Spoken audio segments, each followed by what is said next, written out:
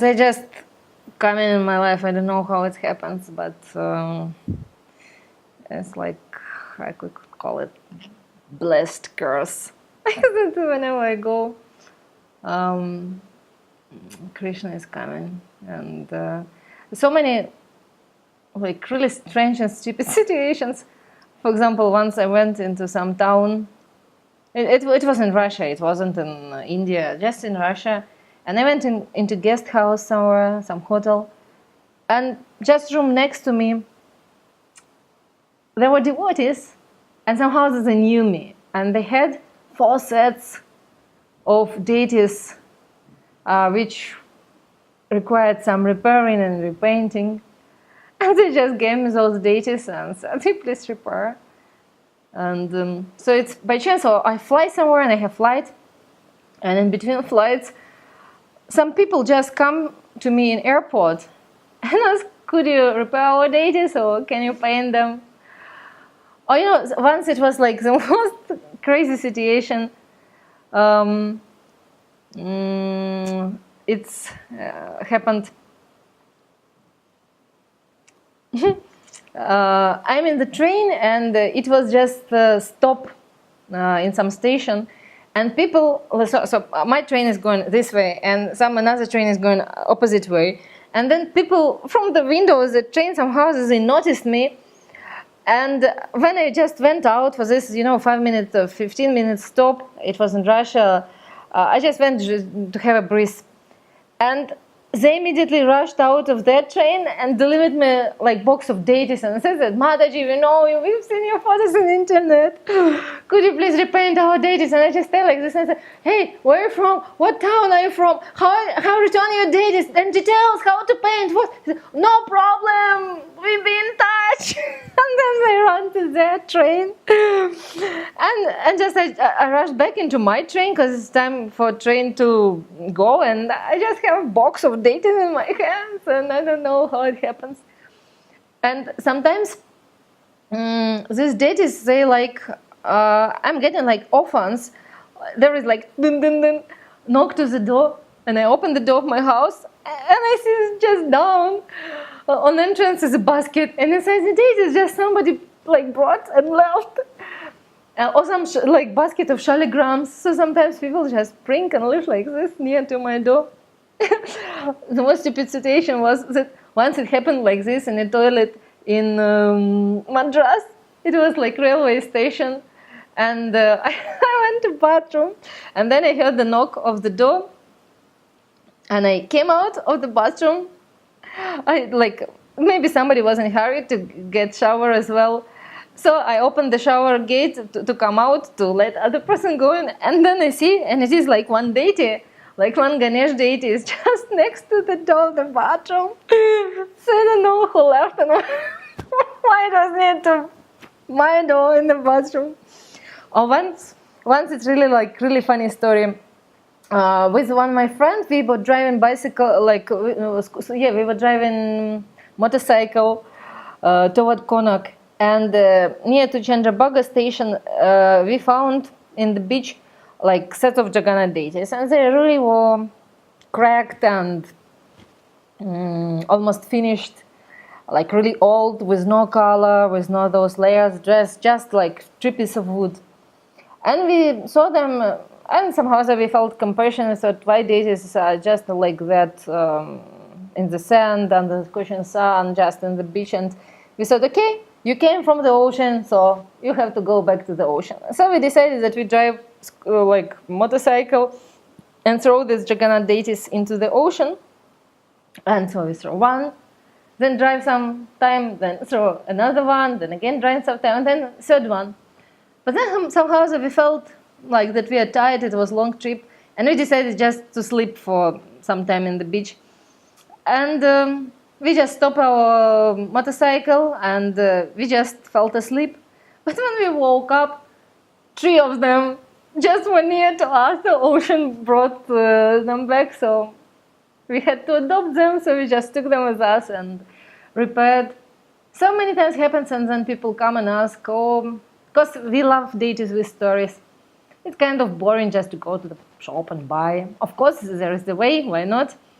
But definitely, like, it's always a fun if there is a story behind. And sometimes people come to us and ask, do you have any deity with a story behind? And many times, yes, we have. So like those 3 Jagannath deities we gave to one restaurant, we just like finishing repairing, and they will go to one restaurant in south of Russia, and like different deities they found their families after. Or sometimes we have a law like in our studio that if somebody bring a deity but then disappear, we keep deity for 3 years. If person doesn't show up after 3 years, we find somebody to adopt the deity. So from our studio, many deities they found their shelter. It's life full of stories. Like this deity is like here now, also very special, and yeah, they can, but it's different story.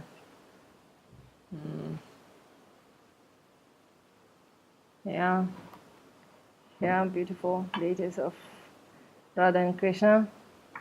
They're really special, and it's my greatest pleasure. Krishna is still unpainted, but Radharani is already almost, eyes are almost done. Just some technical details are left, and then Gopi, like some mehendi and red around hands and Krishna. So these very old deities, and I'm greatly honored to touch them and to do something for them. They belong to Bhaktivinoda Thakur, as we believe, and one person, he already unfortunately departed, like last year he left this world, but he spent like many years to find them, and finally he did. And name of Bhaktivinoda Thakur is written here beneath Radharani's feet. So, and it is believed that Krishna is now more than 600 years old.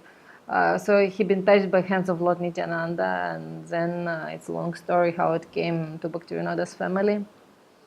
So, and I'm very happy to have a chance to restore the deity, because as far as I know, like whole village area land was written for the deity, like was signed for the deity, and just to get the land, some people, they tried to get rid of him, but they didn't dare to kill, like to break the deity, and just they put him into lake.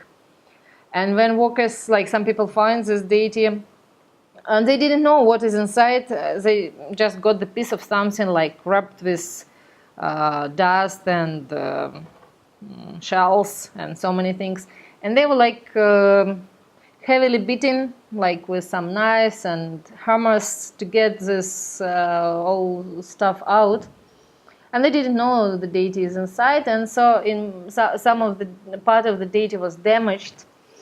And Then one Russian devotee, as far as I was told, he'd been trying to repair it and to fix, to fill with some materials and then color it of many layers of color. Because originally when Fakir Mohan Dehi found this deity, he tried to contact me and ask to repair, but maybe by that time I didn't have enough tools and skills to do it. But then gradually with years I understood that I could. I never feel professional. I deal with deities since 92. Yeah, since 1992. And like in art, I'm from 8 years old. But I never feel professional. There is always field to learn more and to get more experience. But some houses I come in and I try my best to do. And we try to remove all color from Madhav and to find where original stone is. And we were amazed as he's so beautiful. And we just been trying to slightly do, slightly like reshaping, just to like smoothen the surface of those places where he had cracks or some damages and wounds, just to polish them out. And lotus wasn't almost wasn't there, so it was just a piece of stone with like maybe 3 to 5 petals more or less were visible. So we just restore the picture of the base of the deity, and I'm so honored and happy. It's already second Kartik Madhav comes to our studio for about 15 or 13 days and taking our service. And many deities we are not even supposed to touch by Indian culture, because we are Bideshis and people from outside, we are out of their culture, we are outcast. But still, like, because many deities in India, they disappeared and they were replaced with Pratibhu Murti, like Murti which represent the original one. And unfortunately, this is the way how we lose so many important deities touched by hands of those who've been from same time, like from Lord Krishna's time, and at least from Lord Chaitanya and Goswami's time. And they prefer just to get rid of deity and substitute it, or the deity and to preserve it.